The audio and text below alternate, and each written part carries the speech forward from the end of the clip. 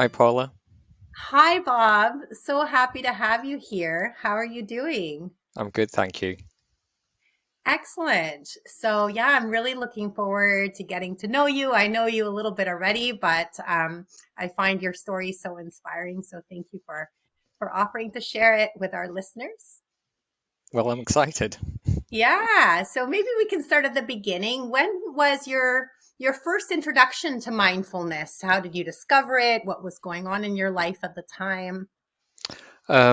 So my first early experience of coming across the word meditation, um, for me, mindfulness and meditation is synonymous. Um, um, and it was when I was in high school in Kuwait, maybe junior school, yeah. Um, and somebody mentioned the word meditation. And at the time, when you come across a new word, you've no idea what that word means. I remember that I had an image of a picture of a moon at the time.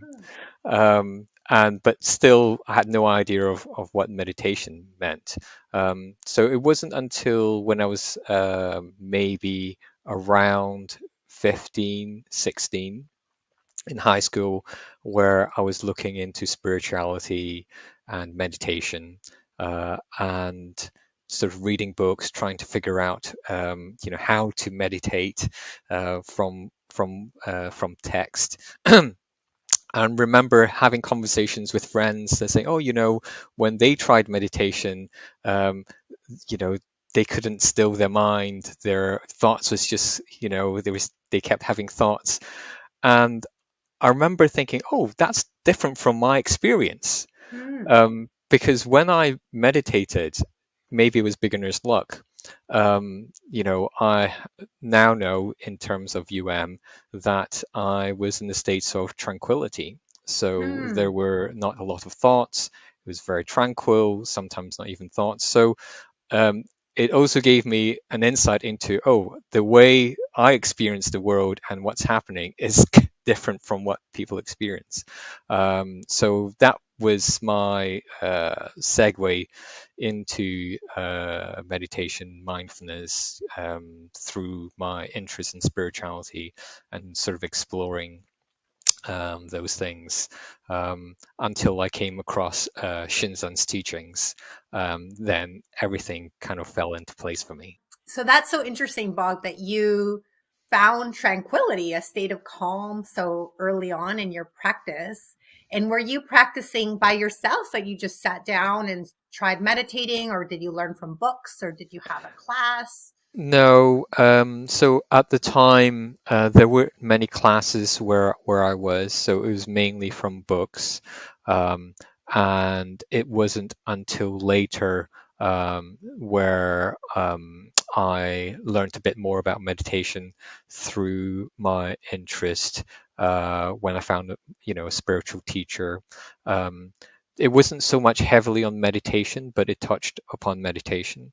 But it was more breath or and sort of focusing on the candle, things like that. Um, Hmm. And how long would you do that for? so the practice would probably roughly between 30 minutes to an hour. Hmm. So yeah. Yeah, and you did that in the morning and then went on with your day or Yeah, I would say different times? it wasn't a regular practice. It was sporadic. Sometimes, I'll get the dedication, the zeal of, oh, I'm gonna just put practice, keep practice. Um, but I would say that it wasn't until I came across Shinzen's teachings when everything kind of fell into place, where you know things became much more clear in terms of what I was doing, what I was developing, the concepts, the skills. Hmm. Then uh, it, it just made things clearer, and that was when I sort of became quite dedicated to practice. Okay, and how long was that from when you started? Like how much time went by, would you You say? mean when I came across Shinzen's teachings? Yeah. Hmm. I think it must have been. I'm really bad with dates because I need to just go back and check when I came, started with Shenzhen. Probably, I'm guessing 2010, 2010, 2011, around that time. So I came across Shinzen's teachings through YouTube. Harper Okay. Prakash through YouTube, and then did the home practice program. Um, and also because at the time I was really into spirituality and mysticism, etc. So when I came across Shinzen's idea of having a home practice, which was through a telephone system, I thought that's not going to work because I always preferred sort of face-to-face, in-person sits. But it worked. I gave it a go. It worked, and yeah, I've not looked back since. So it was really strange, um, the idea of doing a retreat through a telephone. I'm here in the UK, and he was probably in Vermont. So yeah, that was strange. But the interactions, you could have in the home practice programs, I found that invaluable, and the way Shinzen has, um, you know, um, put across practice in a clear and understandable way. Yes, yeah, I agree. So, yeah, so just to clarify for listeners, Shinzen Yang is the creator of um, the Unified Mindfulness System, or his teachings were the foundation for the Unified Mindfulness System that we use in Tailored Mindfulness Experience.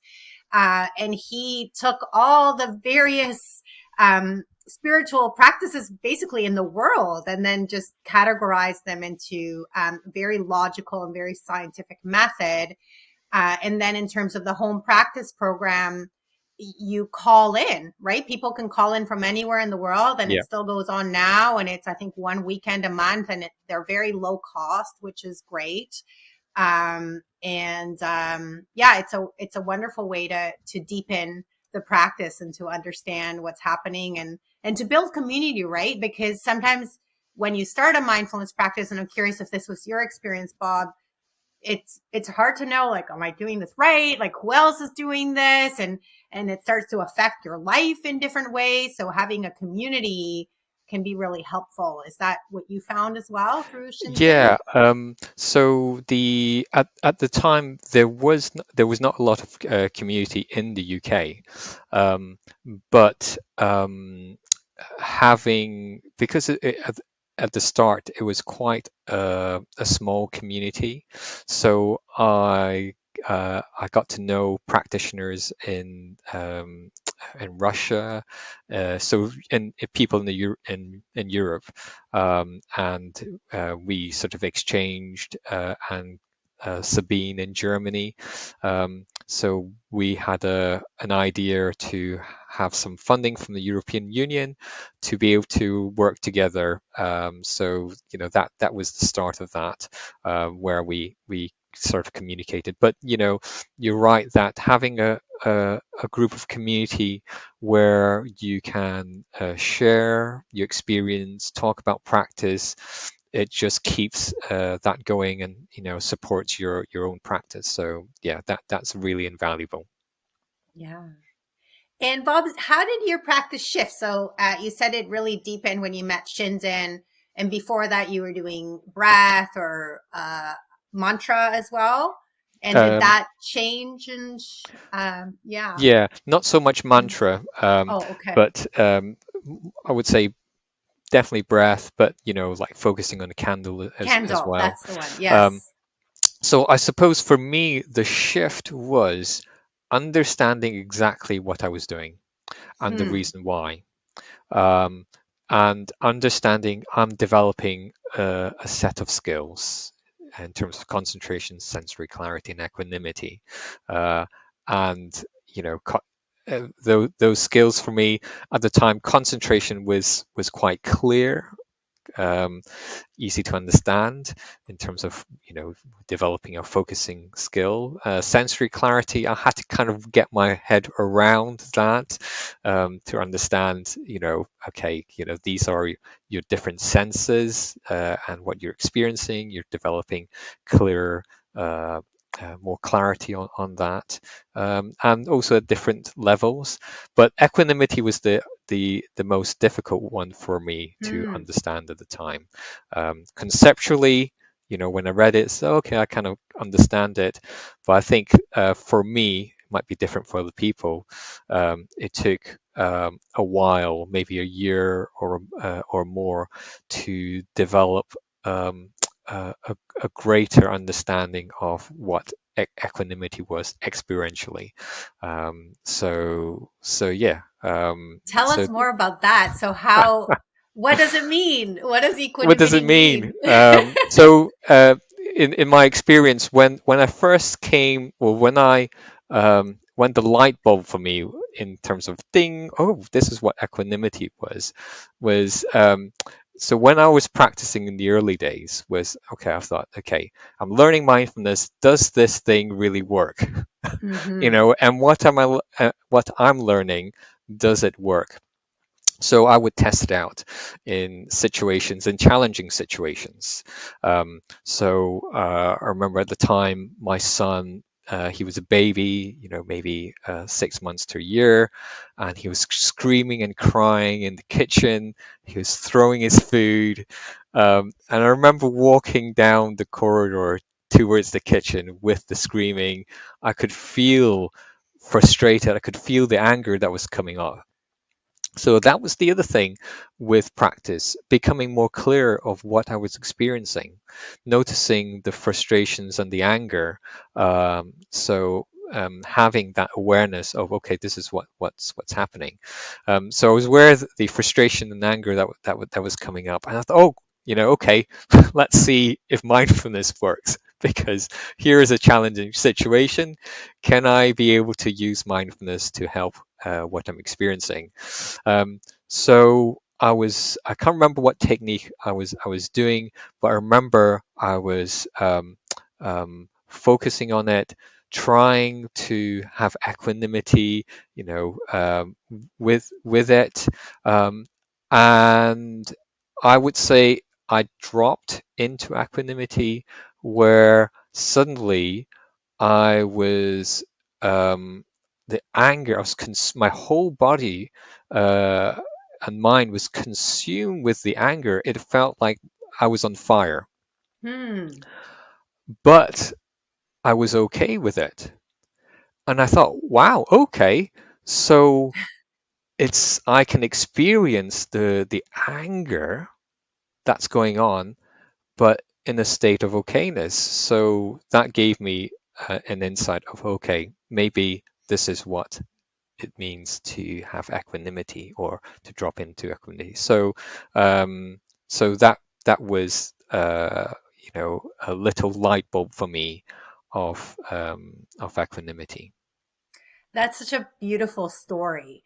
And I think it's really, really helpful because for a lot of us, and including myself, when I started, I would have thought equanimity is like if the anger arises, I should just like not be angry. Like, let's be balanced and let's respond as like in a perfect parent way and just kind of put the anger in my pocket. Yeah, Right. But your experience, which has been mine too, is that the more we can be like, whoa, this is actually happening. Um, and even for a microsecond, not doing anything about it, right? Like just observing, um, then it creates so much freedom because then you can decide what to do. But it's the reality that's there, right? With anger, or I know now for me, I'm in experiencing fear, like a lot of fear. And again, before I would have thought, oh, if to be mindful is to like not be fearful, like yeah, instead of, oh, interesting, like how does it feel? And then how all the skills come together, right? So yeah, the concentration, well, where is the fear? Looking in, sensory clarity, are there thoughts about it? Where is in the body? images, and then can I be okay? You know, it might not be pleasant, Yeah, but can I accept that in this particular moment there's fear? Or yeah. yeah, it's And interesting. there's something intrinsically, um, I can't find the right word. The word that comes to me is something intrinsically beautiful and sacred about being open and experiencing those things, whether it's those anger, those sadness, happiness. There's something intrinsic because it's part of life, and being able to experience that um, in its essence, there's Hmm. something beautiful and appreciation about life as well, rather than sort of pushing those experiences away.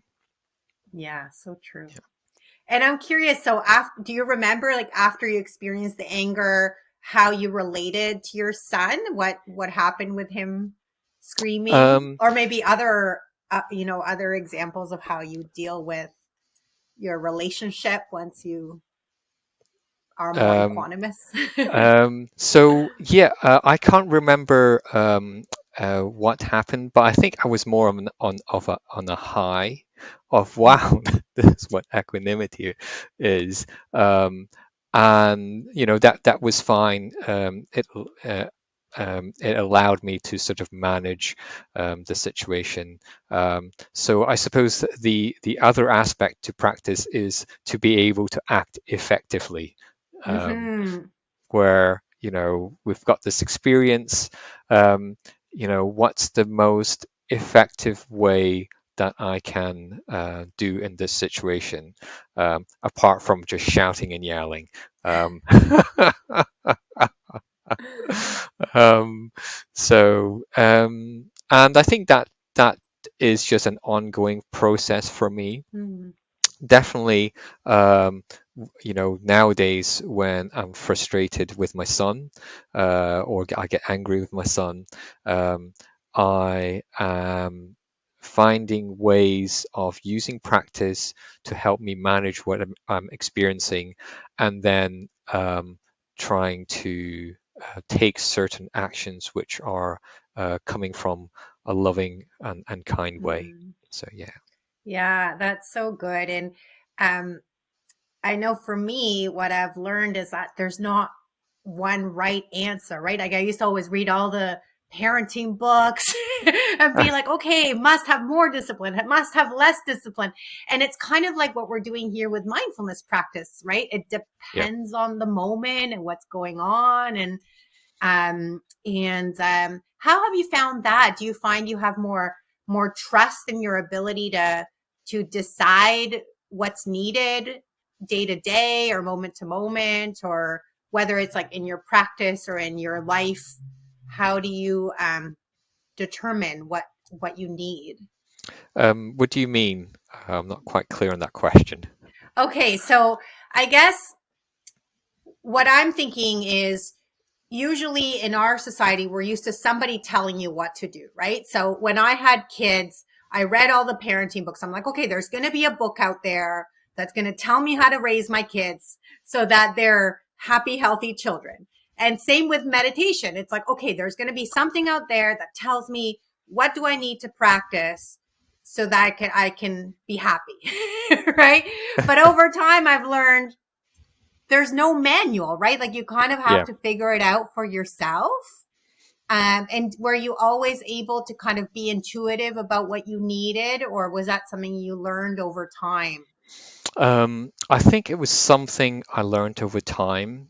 But as you were talking, an impish thought did come up in my head is Google. Google, what do I need to practice? I think Yes. nowadays a lot of people Google. But I would say for me, having gone through in my early days in terms of the spiritual journey, um, I came to a stage where I had an is it an idea? I had um, an intuitive feeling of the direction I should be going in, not necessarily knowing the whole route, but there was like a tug or a pull, and being sensitive to that. Um, so there's that part of for me in my life, whether I suppose if I came across a different teaching from other than you know, um, sort of following my intuition. So I think there's that part of, okay, there's something that's calling me, and let me explore if there is anything worthwhile down that line. Um, Mm, so, when I came across Shinzen's teachings, it was all cleared, and I had a feeling that this was the direction that I should go down, and explore that avenue. And of course, sometimes it comes to a dead end in other things, and then I'm looking for other opportunities to grow. So I think there's various things at various level. Um, but that's the one that comes to mind. hmm. There's also asking advice from people who are more Yes. experienced, than me. Um, so in the early days, doing a home practice program with Shinzen, and also getting coaching from Shinzen, on, okay, these are some things to explore. And one of the things that I totally love nowadays is how mindfulness and meditation have evolved, because in the early days, it's like, top down, in terms of, I'm the teacher, you're the student. Whereas what Shinzen has done is more of a coaching, where he finds out from the individual of where they are, and then coaching them. And I find that paradigm, that model, which I use nowadays, very empowering for the individual themselves. Hmm. So that's one change I've noticed in terms of, the paradigm shifting of a coaching way of working. Yes, yes, that's so helpful, right? Because sometimes people will tell you something that works for them. Like one example I'm thinking of is one of my yoga teachers, who's still my yoga teacher now. I took a break because I was mad at him for a while, but he meant well. He, like, very early on, he's like, you must be vegan. Like, you must, like, because that's the only way. And so for a long time, I tried being vegan, and I was literally like, I had circles under my eyes. I was exhausted. I was depressed. But then I felt guilty, like if I ate some meat, but I would eat like a little bit of meat, and it was like my body was just shining, right? And so, like, it took me a long time, and it turned out I learned that the teacher of my teacher's teacher used to do more individualized practices. And he, even though he was vegetarian because he was from India, he would actually give people meat as medicine Oh, at okay. times. Yeah. And so I learned, I'm like, oh, so sometimes for me at this particular time, I might need a little meat, and it's like, that's okay. It doesn't make me a horrible person. And that's actually what in yoga we call ahimsa, nonviolence, because if I'm suffering, then, it's something that, and I can thank the animal and be grateful and like live a more vibrant life. But all to say, to go back to this thing that like somebody else, that experience worked for them, so they tell you you should also do this thing. While this Shinzen's model and the tailored mindfulness experience model, it's like, let's check in with you, like you are the expert on you, and this is something you can try, and then let me know, is that working for you? And if it's not, then maybe we shift, we course correct, right? And I love also, Bob, how you're saying that you don't have to do this alone. It's not like, oh, we tap into our intuition and we just kind of know what to do. It's like we have support. We have, and that, actually that's an interesting topic that I'd love to hear from you. Like, we have these four areas, right? Like the formal practice, like life practice, retreat practice, give support, get support. And the give support, get support are so helpful as we grow and develop our practice. And I'm curious, how do you think about these pillars, and what do they look like in your life? So, with regards the retreat practice, so I mainly use the home practice program because for my lifestyle that works because I've got a family, so it's not always easy to take a week out to go on retreats. So I've really value the home practice programs. So that's sort of my retreat practice.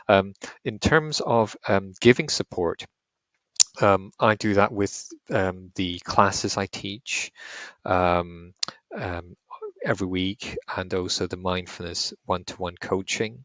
So giving support that way, and also, you know, I love mindfulness anyway. So when I speak to normal, when I say normal people, people who don't know about mindfulness, just having those conversations, or um, if somebody's struggling, suggesting have they tried using mindfulness.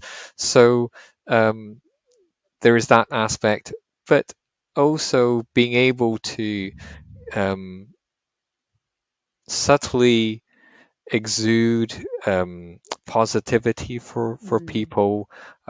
Sharing that positivity is a way for me of giving support to other in a subtle way, and getting support is um, I run a sort of monthly um, meetup group of people who teaches Shinzen system. mm, I mean, it's been a bit sporadic now sometimes, but we try to meet up, or I try to organize the meetup, and getting support that way, collaborating with other people. Um, I also there's also a group of us that tries to meet weekly who are in the Compass group, going through some of the terms and exploring things. So getting support that way in terms of my own practice, because um, being able to share practice and being able to be with a group of people who are dedicated to practice kind of generates that momentum where you want to get engaged. Sometimes, of course, my practice might be dipping, but being around people who love practice, kind of picks you up and gives you that energy to carry that forward. So definitely, finding people who are in your clan, who are like-minded, having those conversations, so that I find that I'm always learning, I'm always evolving, mm. and I think that's one of the things that I like about Shinzen, um, and is that he is always innovating. He is always finding new ideas. So I think for me, that innovative and evolving part of practice is really important, where I feel I am, you know, progressing. Yeah, Yeah. learning. So yeah. Yeah, that's so lovely, and it reminds me of another misconception that I often hear about mindfulness, is that like you're doing nothing, right? Like, well, if you're sitting there meditating, it's kind of a waste of time.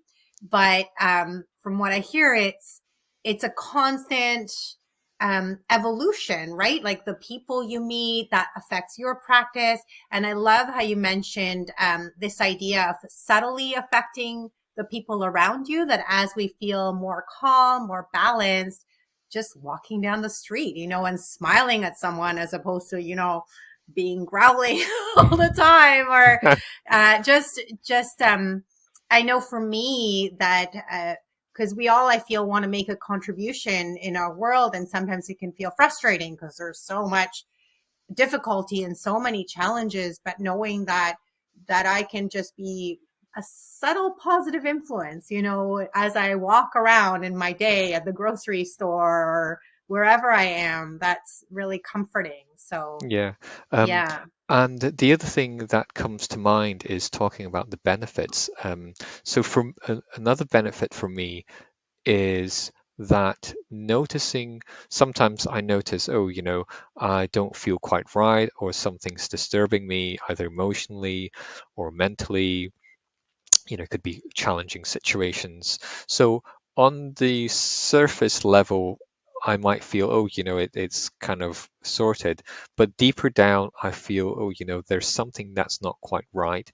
And I would use my formal daily sits to just see and just to be present with what was happening deeper down so that I have greater clarity, and just sitting with it, for me has been really, really beneficial. And it feels like when I do that, when I'm sitting, that as if my consciousness is being cleansed.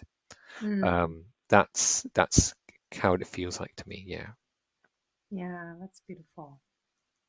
And so, what about your daily life? So, you have your formal sits. Do you do background practice? So, keeping some of your attention on a technique or little micro hits throughout the day? Or is it more, it just kind of happens naturally? Yeah, it more or less happens naturally. Um, but I would use micro hits if I'm working in the garden, um, and sometimes formal practice. So it's kind of sporadic, um, and it could be that some days I've chosen this is a technique that I like to work on and practice. Other times, um, like challenging situations, that for me is a major growth. Um, I've described to you about my son, Robin, when he was little, but every day is an opportunity for practice. Um, so, um, so yeah, so challenging situations, and also opportunities where when I am spending time playing with my son, and where I feel a lot of connection and love, Mm, um, and I would, generate more of that, and also be able to express that to him. So for me, that is practice. Yeah. yeah. Yeah, so I would love for you to lead us through your favorite micro hit maybe at the end of the session, Okay. if that's okay with you. But before that, I just wanted to ask, is there anything you wanted to share with our listeners around what you're doing that you'd like them to know about, or anything you want to talk about that we haven't covered so far? Um, so yeah, so there's a few projects that I'm working on, to do, in terms of mindfulness. So one of the things I do is gardening, and sort of connecting gardening and mindfulness. So people, some of my clients who have an interest in spirituality and practice, sort of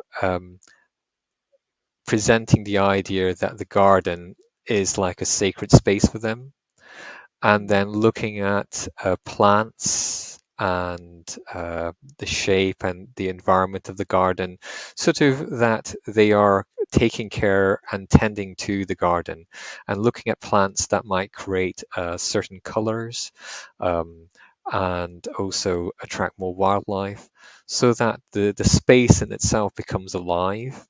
um, so yeah, so that's been exciting to try to create this space for people who want to be able to practice in. And so that's one thing. I am going to a creative conference in Iceland in Ooh. August, where I'll be teaching Tai Chi and mindfulness there. So that's something exciting. And the other aspect that I have an interest in is those who are at the end of life, because I'm a death doula, um, and being able to introduce practice and being able to help people through that, I find that really, really rewarding. So yeah. Yeah, thank you, Bob. I went through that with my mom, and it is really like a powerful time. I found that it's like a birth again. Like if you're open to the experience, um, we're transitioning, right, from one space to another space. So quite sacred. So that's so Yes. beautiful that you do Yeah. that. Yeah. Hmm. Yeah. Awesome. Well, yeah, maybe you can guide us through a little micro hit. You can let us know what technique you'd like to do. And yeah, the floor is yours. Yeah. Okay. So I'm going to go with the micro hit using the technique feel rest. Um, so if we straighten out our backs, and you can either have your eyes closed or open, and we'll start with seeing if you're able to find any areas in the body that feels relaxed.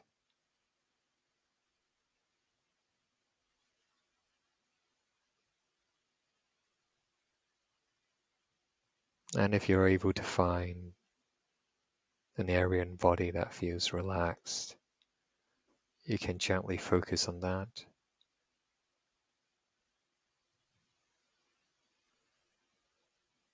Another way is if you breathe in, and as you breathe out, you might be aware with the out breath, there's the relaxation of the chest.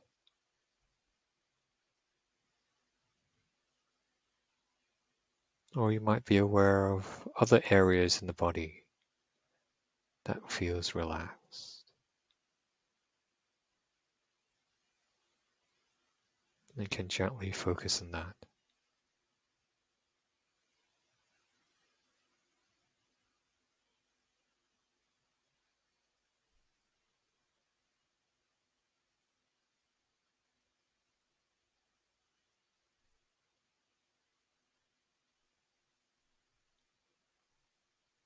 And as you focus on that relaxation,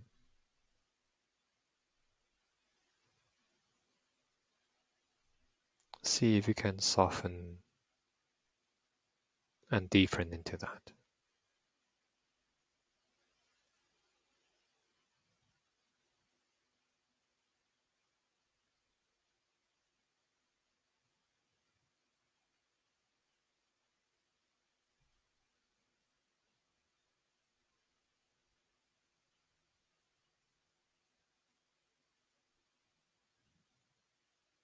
And we'll end the practice in a few moments. If you've been able to experience and find that relaxation, you can continue to keep contact with that as we end the practice. Thank you so much, Bob. You're welcome.